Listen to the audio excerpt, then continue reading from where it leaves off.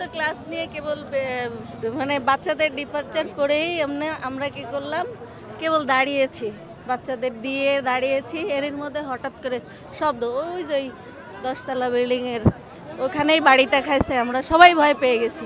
এর মধ্যে ঘুরেই দেখি যে ওইদিকে হায়দার আলীর ওইদিকেই ওই ইয়েটা ঢুকলো, ঢুকেই অমনি আগুন ধরে গেছে।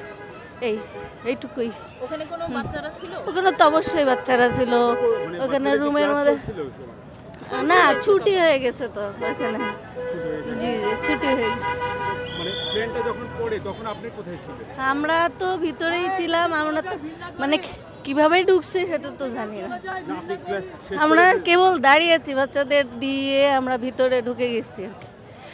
গিয়ে দাঁড়িয়ে দেখি যে ওখানে আগুন ধরে কত গেছে। বাচ্চা ছিল ওই সময়? সেটা তো বলতে পারবো না। একটা ধারণা না, আমি বলতে পারবো না কতটা, অনেক বাচ্চা তো ছিল আশা করা যায়। সেটাও বলতে পারবো না আমি।